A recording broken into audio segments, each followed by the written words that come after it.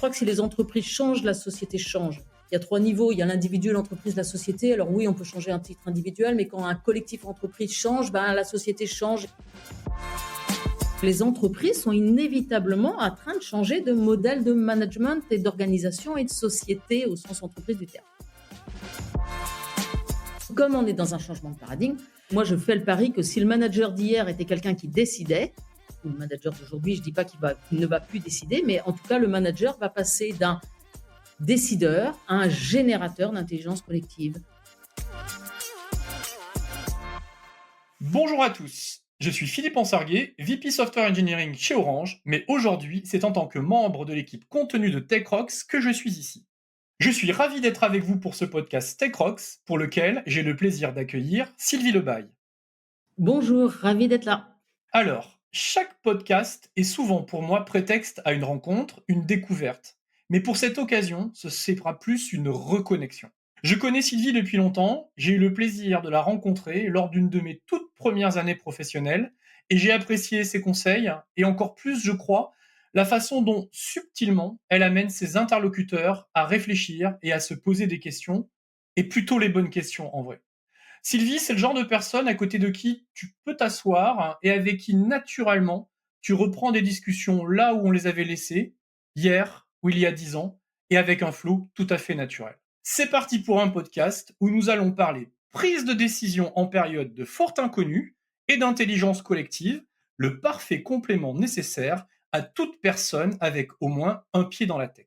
Tout d'abord, Sylvie, je suis sûr que notre public aimerait mieux savoir qui tu es. Le parcours, c'est simple. J'aime les maths, j'aime la physique, tous ces trucs scientifiques et j'aime le nouveau. Et à cette époque-là, le nouveau, c'est l'informatique. Donc, le parcours, c'est un diplôme d'ingénieur informatique, une envie d'aller voir ce que c'était que les États-Unis de ces années-là. Et donc, je suis en Silicon Valley dans les années 85. Je reviens, je fais une école de commerce et mon premier job, c'est de faire la liaison avec ce qu'on n'appelait pas encore des startups, mais en tout cas, c'était une société rennaise qui développait des réseaux privés X25 et qui souhaitait se développer sur le marché américain. Et donc, mon premier job, c'est de faire la liaison entre Rennes et les filiales basées sur la côte Est, New York et Washington. Voilà, je fais ça une année, je vais 10 fois aux États-Unis. Un jour, j'en ai eu marre et puis j'ai dit, OK, je veux un nouveau job dans l'entreprise. Et ils m'ont dit, OK. Et donc, je me suis mise à faire du marketing et de la com. Et puis ensuite, ça s'est élargi au RH, mais toujours dans les entreprises télécom et digitales. Et en l'an 2000, j'ai lancé ma propre activité de consultant en marketing com et je disais aux startups, vous avez besoin de marketing et de com et vous n'avez pas besoin d'un marketing à plein temps. Et c'était ce que je croyais très sincèrement et c'était une réalité, donc ça a marché assez rapidement. Et puis, parce que ça m'avait toujours titillé, ce truc-là, je trouvais qu'il me manquait quelque chose dans mes études d'ingénieur. J'avais toujours dit que je retournerais à l'INSA pour dire aux étudiants, vous avez un beau diplôme d'ingénieur, la vraie question, c'est qu'est-ce que vous voulez faire avec? Donc, j'ai eu la chance d'arriver à l'INSA au moment où ils créaient un poste, et j'aime l'aspect création. Ils créaient un poste de ce qu'ils appelaient le PPI, projet professionnel individuel. La question qu'on posait aux étudiants, c'est vous allez avoir un beau diplôme, qu'est-ce que vous voulez faire avec? Au-delà de la technique, qu'est-ce que vous voulez faire avec? Voilà. Et puis, le dernier virage, c'était en 2012. Je me forme au coaching. Je me forme au coaching parce qu'il y a toujours 2 questions qui m'ont passionnée dans mon parcours professionnel. C'est comment faire pour trouver sa place en entreprise en tant qu'individu et comment faire pour créer des collectifs performants et efficients. J'adore ces 2 questions-là et j'aime à dire qu'elles sont pas si simples que ça à résoudre. Et donc, en parallèle de ce parcours, je me suis pas mal intéressée aux cultures autochtones.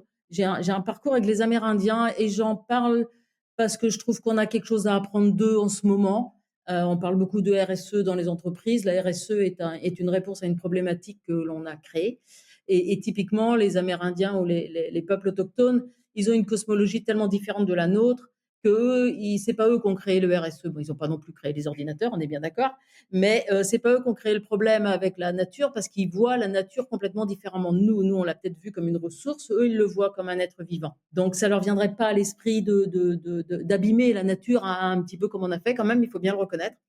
Donc voilà, avec eux, j'ai appris essentiellement, et je trouve que c'est très utile en entreprise, en particulier en France, j'ai appris à raisonner avant de raisonner. Alors forcément, sur un podcast, c'est pas forcément clair pour vous, mais c'est le raisonner R-E, S-O-2-N-E-R, au sens sentir les choses, avant de raisonner, avant de réfléchir et sentir les choses avant d'agir et ça, c'est une vraie leçon que j'ai appris avec eux et puis je suis convaincue qu'on n'a pas besoin d'aller aussi loin. J'adore cette phrase d'Einstein qui rassemble un petit peu tout ça.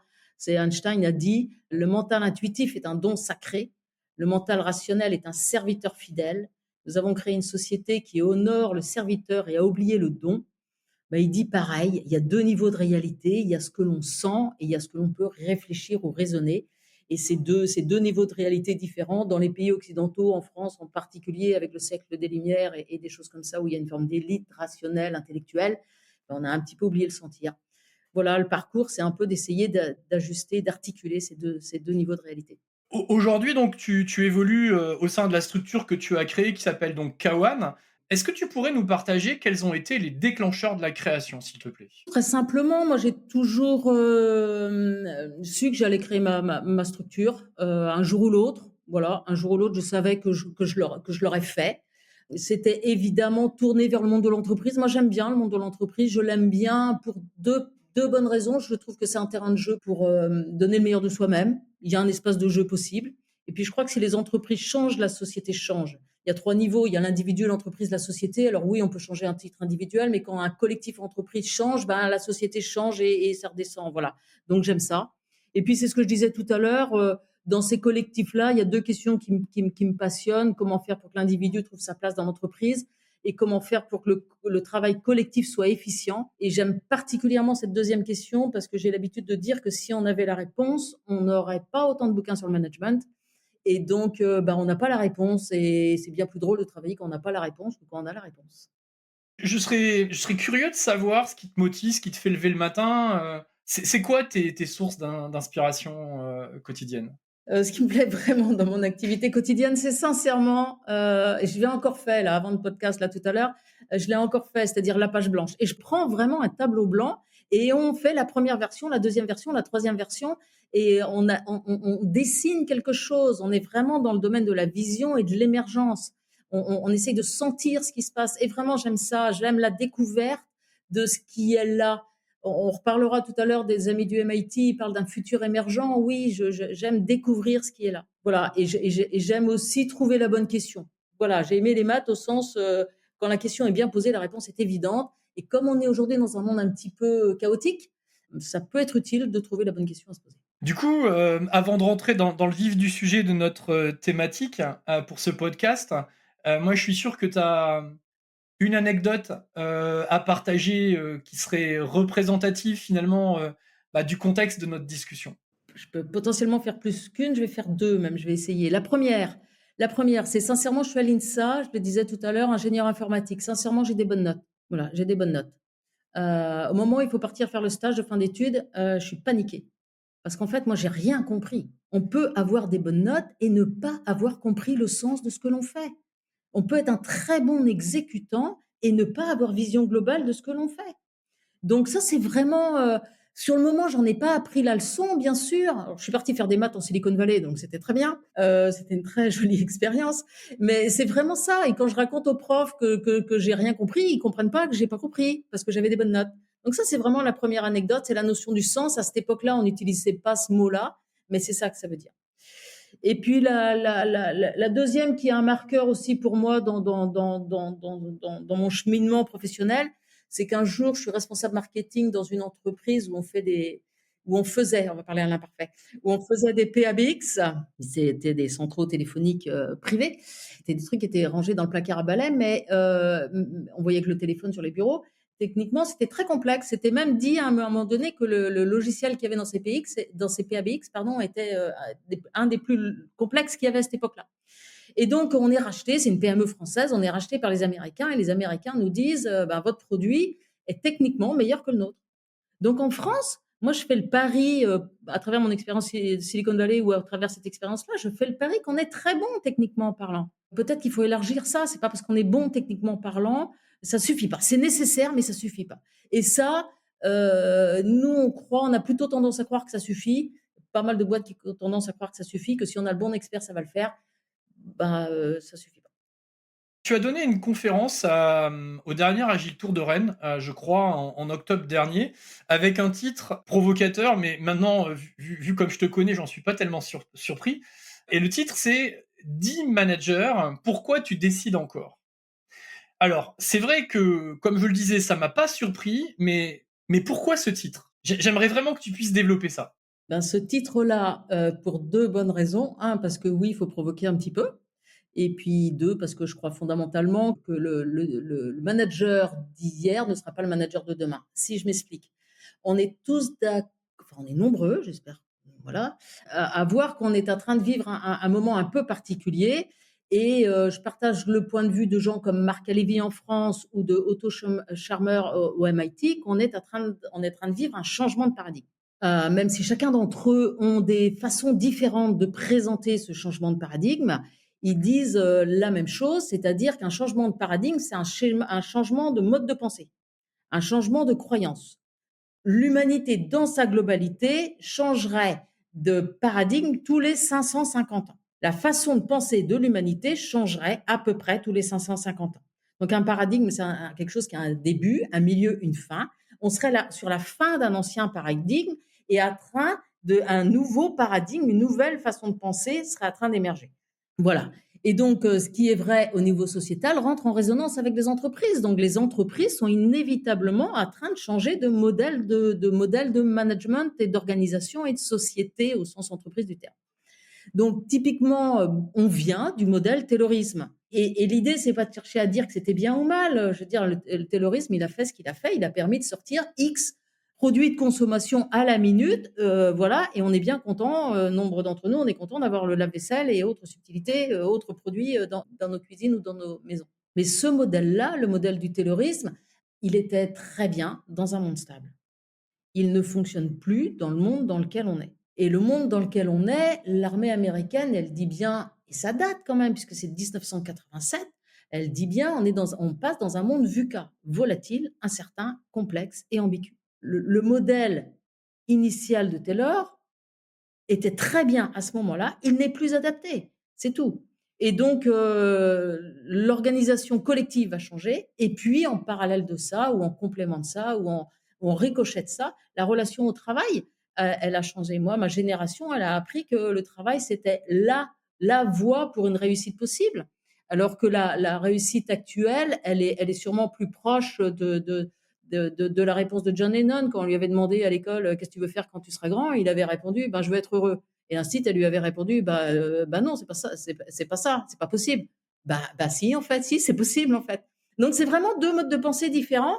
On cherche pas à comparer, on juge pas qu'il y en a un qui est mieux qu'un autre. On dit qu'on est plus aujourd'hui sur un rapport à la vie plus qu'un rapport au travail, et la vie et le travail vont se confondre un peu différemment. Et donc, comme on est dans un changement de paradigme, moi, je fais le pari que si le manager d'hier était quelqu'un qui décidait, ou le manager d'aujourd'hui, je ne dis pas qu'il ne va plus décider, mais en tout cas, le manager va passer d'un décideur à un générateur d'intelligence collective. Son enjeu, ça va être de savoir identifier les points de vue de chacun et d'en faire quelque chose de cohérent. Pas de décider une seule voix, mais de savoir faire émerger quelque chose où le plus grand nombre se retrouve. Voilà, c'est ça le changement de paradigme dans lequel on est. Passer de manager décideur à manager générateur d'intelligence collective, ça veut dire que, entre guillemets, les managers, parce que j'aime pas non plus ce mot-là, mais enfin bref, s'il y a un manager, il y a des managers. Les managers vont aussi devoir changer de posture. C'est-à-dire que l'enjeu, aujourd'hui, quand on a un décideur, c'est facile. Combien de fois on entend j'attends qu'on me dise ce que je dois faire? Ce qui est normal, puisque c'est le modèle relationnel entre manager et manager classiquement aujourd'hui. Et si on va vers un manager générateur d'intelligence collective, eh ben, le manager va devoir sortir lui-même de son mode relationnel qui est de dire j'attends qu'on me dise quoi faire. Et ça change tout, surtout quand on a été à l'habitude qu'on nous dise quoi faire. Du coup, là, tu as introduit des concepts qui sont peut-être intéressants à creuser. Moi, j'aimerais bien, Sylvie, s'il te plaît, que tu nous parles de la différence entre le manager et le leader, mais même quand on t'écoute sur ce que tu viens de dire au niveau du leader, on sent quelque chose autour de l'ego. Est-ce que tu pourrais clarifier, s'il te plaît, ces trois termes? Oui, il va falloir les clarifier. Même dans les entreprises, il va falloir les clarifier.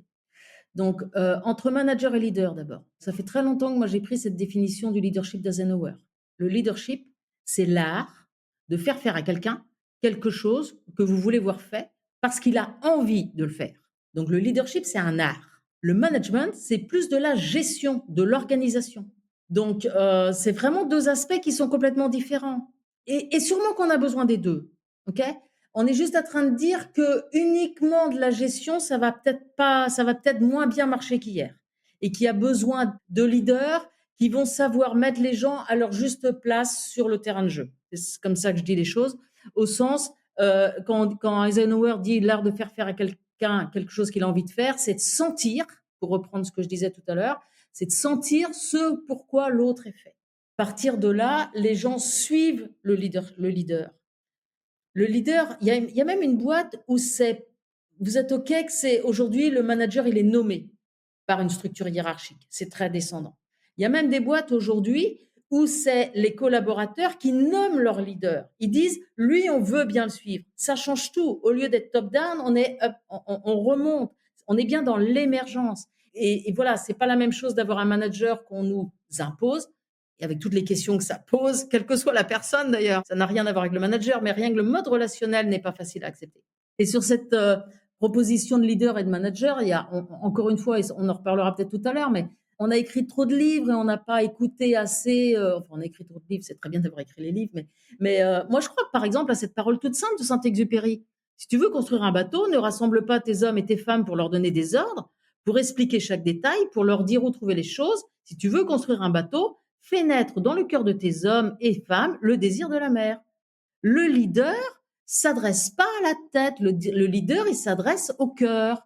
Et donc je sens que j'ai envie de le suivre, ça fait sens pour moi. Et hier, le taylorisme d'hier a mis en place du management. Le management, c'est quoi en gros? C'est j'échange de la protection qu'on appelle CDI juridiquement parlant contre de l'obéissance. Voilà, c'est très bien, c'est un contrat. Je te donne de la protection, en échange, tu me donnes de l'obéissance. Bon, les générations qui sont là, il y a un petit conflit d'autorité quand même, il faut être clair. Donc le taylorisme va un petit peu moins bien marcher. Par contre, le leadership, c'est vraiment le domaine de la liberté. Fais ce qui te semble juste au sens que ça résonne juste pour toi, que ça fasse sens pour toi. Et c'est là que, oui, il n'est pas sûr qu'il y ait un diplôme un jour qui pourra formater cet espace-là, puisqu'on passe dans le domaine du vivant. Hier, on croyait fortement que parce qu'on avait le diplôme de la très bonne école française, eh ben, on avait assuré le poste très haut là-haut dans la hiérarchie. Et je suis pas en train de dire que c'est bien ou que c'est mal. Je dis que c'était le mode de pensée d'hier. On dit juste que, un, les diplômes sont toujours utiles. Je suis pas en train de dire autre chose que ça, évidemment, mais que la façon d'organiser les choses ne sera peut-être plus uniquement sur cette histoire de diplôme ou de carrière. Il y a autre chose. Il y a des boîtes aujourd'hui qui prennent des gens. Moi, j'ai une boîte que j'accompagne. L'autre jour, ils ont pris quelqu'un en compta et cette dame-là, elle a dit ben, en fait, je voudrais faire de la com. Elle n'avait aucune compétence. Ben, ils l'ont pris. Voilà, parce qu'ils partagent la même vision de la boîte. Et donc, il y a un vrai enjeu de passer d'une vision mécaniste du monde à une vision vivante de notre environnement. Et là, c'est vrai qu'il faudra un peu de pédagogie pour accompagner tout ça. Tu parles de vision mécaniste, vision vivante. Tu peux peut-être, préciser ce que tu entends par ces visions-là, s'il te plaît?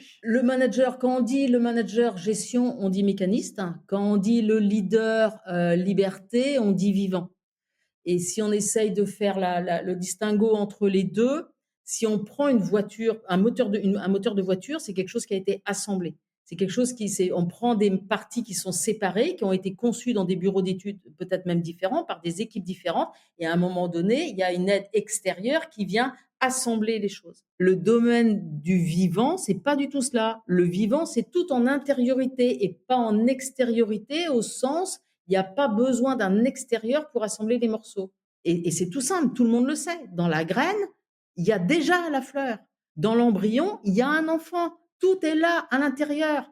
Tout ce qui existe tend naturellement à son propre accomplissement. Le vivant se nourrit de son environnement et le nourrit à son tour. Mais tout ça est déjà là en termes de devenir. Donc si on continue dans ce registre-là, mais peut-être qu'on le reverra tout à l'heure, il ne s'agit pas de savoir ce que l'on veut devenir, il s'agit de connaître ce que l'on peut devenir. Philippe, tu connais la différence entre un pommier et un être humain? Je l'ai déjà faite celle-là ou pas? Non, attends, je crois pas que tu me l'aies déjà faite celle-là, mais vas-y, vas-y, vas-y. C'est vraiment ça le vivant, c'est-à-dire que le pommier, il va pas se demander s'il va faire des poires ou des pommes. D'accord? Le pommier, il est fait pour faire des pommiers. Lui, il a pas le choix, c'est dans son hard. Donc il va faire des pommes. Il va faire ce pourquoi il est fait. Il va pas se demander s'il va faire des Granny Smith ou des Golden. Il fait ce pourquoi il est fait, c'est dans le hard. L'être humain, on a peut-être une autre caractéristique, on a peut-être à savoir ce que l'on peut devenir, ce qu'on appelle aujourd'hui le talent. Ce pourquoi on est fait, le truc qu'on fait naturellement, qui n'est pas fatigant et pour lequel j'ai pas besoin d'être managé. Et une fois qu'on a identifié ce pourquoi on est fait, eh ben, on redevient des pommiers parce que sincèrement, une fois que tu as identifié, nous c'est dans le soft, c'est dans le hard, mais une fois que tu as identifié ce pourquoi tu sais faire, tu pas envie de faire autre chose. Tu le fais parce que c'est simple pour toi, parce que ça te nourrit et que c'est facile pour les gens autour de toi. Donc, une fois que l'individu est dans cet espace où il s'accomplit par lui-même et que sa contribution nourrit un collectif, il n'y a plus besoin de le manager au sens le gérer. Et puis on sait, prêt pour tous ceux qui se sont confrontés à ce rôle de manager, c'est pas ce qu'il y a de plus drôle et des fois c'est un peu fatigant. Donc le manager, pour revenir à la question initiale, le manager gère depuis une vision mécanique des choses. Le leader, il a investi le vivant, il a vu que l'humain avait un talent et que chacun d'entre nous a un talent, il a une vision des choses. Alors là, tu as répondu à ma question où tu parles du leader versus le manager. Le thème autour de l'ego, j'ai pas encore eu ma réponse là. Le leader inspire, on est tous OK avec ça. Un ego, ça n'inspire pas. L'inspiration vient quand on sent que le leader fait ce qu'il fait, mais que ça dépasse sa petite personne. Quand Martin Luther King a un rêve, ça dépasse sa personne. Il n'est pas le seul black américain à souffrir, c'est Simon Sinek qui dit ça, je fais que répéter, mais c'est clair. C'est clair qu'il a un rêve qui le dépasse. Il le fait parce que ça fait sens pour lui et ça fait sens pour le collectif et sa communauté. Donc, évidemment, quand je fais les choses, il y a une conséquence pour moi, mais c'est pas pour la conséquence que je le fais. Et la logique même de l'ego, c'est de s'approprier les choses. Donc, un exemple pour être très concret. L'autre jour, j'avais en face de moi une jeune personne qui est responsable de la satisfaction client. Et donc, je lui demandais le sens de son action. Pourquoi la satisfaction client? Pourquoi une équipe dédiée à ça? Et elle me dit, pour que les clients reviennent. Ah ben non, ben non, non, non, non, ça c'est de l'ego, ça c'est du marchandage, ça c'est je te donne un truc pour que tu reviennes. Vous voyez bien qu'on n'est pas du tout dans la liberté. Le leader sans ego, il fait de la satisfaction client parce qu'il a cette vision du monde qu'un client, ça doit être satisfait, que je dois donner le meilleur de moi-même pour qu'il soit satisfait. Et après, je le laisse libre. Il va peut-être revenir, il va peut-être pas revenir. Mais en tout cas, je n'ai pas créé de dépendance avec lui, c'est pas pour ça que je le fais. Donc c'est vraiment un autre niveau de sens. Je fais les choses parce que ça fait sens que je le fasse, pas pour obtenir quelque chose. Et nos égos, ils veulent obtenir quelque chose. Et je dis bien nos égos, tous les égos fonctionnent de la même manière. Un égo, de toute façon, ça fonctionne de manière mécanique.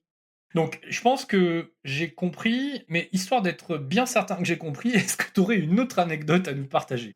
Oui, oui, des anecdotes là-dessus, il y en a plein parce que les égos, c'est quand même là-dessus que fonctionne globalement notre société, hein. J'étais dans une très jolie PME dans la campagne bretonne, voilà, et comme ça arrive un petit peu en ce moment, j'ai la RH qui peut me faire venir et puis qui me dit, bah, effectivement, nous, on doit évoluer d'une hiérarchie classique à, quelque chose d'un peu différent, parce qu'on voit bien que les choses sont en train de bouger et on ne sait pas vraiment par où prendre la chose. Est-ce que vous voulez bien, venir échanger avec notre direction? Et donc, je raconte quelque chose qui ressemble à ce qu'on vient d'évoquer ensemble, Philippe. Et puis, la direction me dit à la fin, de toute façon, vous êtes venu pour me convaincre. Ben, ça, c'est classiquement ce qu'on peut demander à un commercial, de convaincre quelqu'un. Et non, moi, je ne suis pas venue pour le convaincre. Moi, j'ai juste envie de trouver des gens qui partagent ma vision du monde, exactement comme Saint-Exupéry le disait tout à l'heure, qui est de dire, ben, si tu partages cette vision du monde, eh ben, on va le faire ensemble. Moi, je vais avoir mon rôle, et puis celui d'à côté va avoir son rôle. Je suis trop attachée à la liberté pour que je sois là pour convaincre quelqu'un. Ça me paraîtra encore une autre bonne anecdote pour pouvoir finalement bien comprendre la position de l'ego. Si je t'écoute bien dans ton déroulé, on peut clairement se dire que le leader de demain est un générateur d'intelligence collective. Du coup, comment il fait cela? C'est là que c'est le moins facile à passer la colline. C'est parce que c'est pas de l'ordre du comment il fait cela. Il y a rien à faire. Et par contre, si je dis ça comme ça, Ça va pas marcher, les gens la réponse, elle est pas acceptable. Mais pourtant, c'est la réalité. C'est justement, on fait trop de choses. C'est pour ça qu'on n'arrive pas à laisser l'intelligence collective émerger. On fait trop de choses. Donc la réponse, c'est vraiment qu'il y a rien à faire et en même temps, dit comme ça, c'est pas intégrable et c'est pas compréhensible. Et pour le coup, pour ton business, c'est moyen là, si on arrête l'histoire là, c'est compliqué, hein? C'est invendable. C'est invendable, c'est-à-dire qu'il faut vraiment, avoir envie de la feuille blanche pour revenir à ce qu'on disait tout à l'heure. Après, sincèrement, on va le faire autrement. C'est une synthèse, enfin, Marc Lévy dit ça aussi. Il dit: «On va passer des entreprises du comment aux entreprises du pourquoi». Donc le comment on fait, avec tout le respect que j'ai pour toi Philippe, c'est déjà une question de l'ego. Il y a vraiment s'il y a quelque chose à faire, c'est vraiment d'apprendre à repérer d'où ça parle en moi.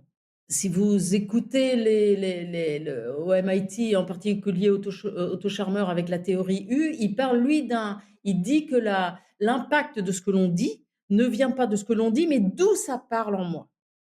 Il y a au moins 2 niveaux. Il y a soit que je parle depuis mon ego, soit que je parle depuis un espace qui est au-delà de ça. D'ailleurs, il y a une définition de l'intelligence collective qui est, l'intelligence collective, c'est quand on se rencontre au-delà de nos égos. L'ADN de l'ego, c'est la séparation. C'est ni bien ni mal. C'est que l'ego soit petit ou grand ou ce que vous voulez, ça change rien. Sa mécanique, c'est de séparer les choses. Très utile dans l'espace scientifique pour pouvoir aller disséquer les choses. Mais dans l'intelligence collective, ça marche pas. L'intelligence collective, c'est l'opposé de la séparation. Donc, il y a un vrai enjeu à savoir repérer d'où ça parle en moi. L'enjeu est vraiment à ce niveau-là. Donc, il y a aucune méthode qui va vraiment permettre l'intelligence collective. C'est vraiment être capable de repérer ce que je cherche quand je suis avec mes congénères à essayer de construire quelque chose. Voilà. Le bateau de Saint-Exupéry, je le fais pour moi ou je le fais pour nous? Si je le fais pour nous, je suis pas dans l'ego. Si je le fais pour moi, si j'utilise les gens pour qu'ils le fassent pour moi, là, je peux être dans l'ego. Et du coup, est-ce que tu aurais un exemple, encore une fois, pour pouvoir illustrer finalement la colline là, que tu nous as aidé à monter? Sincèrement, c'est pas simple parce que l'autre jour, on me demandait, c'est quoi ta définition de l'ego? Et j'ai dit parce que j'y crois, c'est tous les schémas mentaux et émotionnels, parce que c'est exactement la même chose. Que vous mettiez l'accent sur la pensée ou sur l'émotion, c'est exactement la même chose. C'est tous les schémas émotionnels et mentaux que l'on met en place pour interagir avec nos amis ou avec les gens qui sont autour de nous. Donc, il y a vraiment un enjeu de savoir repérer les choses. Par exemple, je vais donner un exemple. Dans le monde, entre guillemets, d'hier, il y avait une forme d'arrogance à être en haut de la pyramide. La nouvelle génération a dit, bon, ben, moi, je veux plus de ça, je veux plus de cette arrogance. Forcément, je caricature et c'est plus complexe que ça, mais il y a quand même quelques personnes qu'on rencontre avec des profils semblables qui disent, ben, nous, on veut plus de l'arrogance, on va être hyper humble. Mais c'est l'ego qui parle dans tous les cas. Ça change rien. C'est -5 et +5 en maths. Ça change rien. Vouloir être humble, c'est du vouloir. Le vouloir, c'est du domaine de l'ego. Être humble, c'est pas vouloir être humble. Donc, il y a des subtilités à sentir d'où ça parle en moi. Voilà, donc ça peut être un exemple. Ouais, je comprends tout à fait. Du coup, la question qui me brûle les lèvres, finalement, maintenant, c'est, après t'avoir écouté là-dessus, c'est, mais est-ce que tout le monde peut être un générateur d'intelligence collective ou pas? Eh ben, j'ai pas la réponse. Je sais pas. Le pari que je fais aujourd'hui, c'est d'utiliser la courbe de l'innovation. Ceux qui se reconnaissent dans ce type de message, eh ben, qui jouent le jeu, qui se mettent en position non pas de décideurs, mais de générateurs d'intelligence collective, que si la courbe de l'innovation, il n'y a pas de raison d'en douter, fait sens, eh ben, quand on aura nos 15%, eh ben, il y a tout un, comme on dit, un marché qui va basculer. Enfin, en tout cas, il y a plus de monde qui va basculer. Je crois qu'on n'a pas le choix que de passer par là et de voir ce qui va se passer. Il y aura toujours 16% des gens qui voudront pas jouer à l'intelligence collective. Donc, c'est une forme de réponse à ta question. Oui, il y a des gens qui ne joueront à ce jeu-là que parce qu'ils n'auront pas d'autre choix. Ils le feront pas avec le cœur, avec la tête. Donc, ça ne sera pas un vrai jeu non plus. Donc voilà, ma réponse, elle est celle-là. C'est un, je ne sais pas. Deux, que ceux qui ont envie d'y jouer, y jouent. Et ça va déjà contribuer à changer vraiment la couleur des entreprises et des collectifs.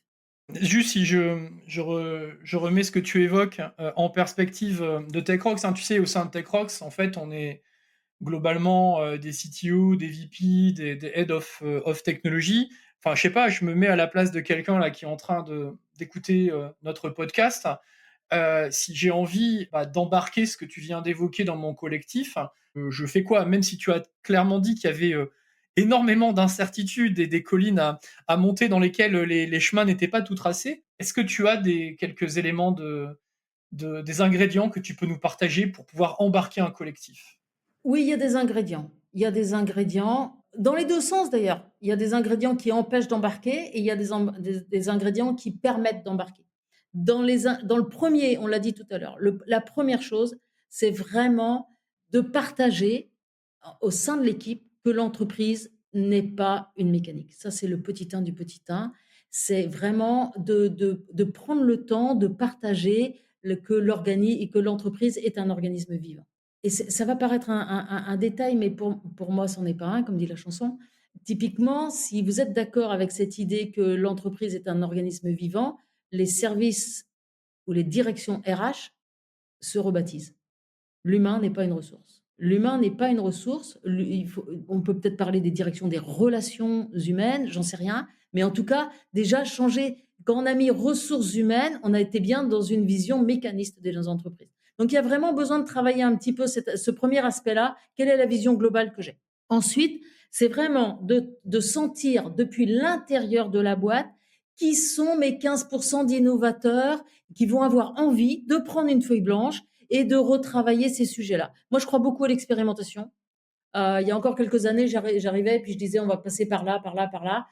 Ça dépend vraiment des contextes des entreprises et il faut vraiment avoir envie de se prendre la feuille blanche et de concevoir quelque chose de nouveau ensemble. Et puis après, parce que j'y crois aussi beaucoup, c'est qu'une fois qu'on a une vision globale, une fois qu'on a non pas des volontaires, mais des gens qui ont envie de contribuer, qui sont vraiment dans l'espace du leadership, qui ont envie de contribuer à un nouveau, et ben après, c'est la politique des petits pas.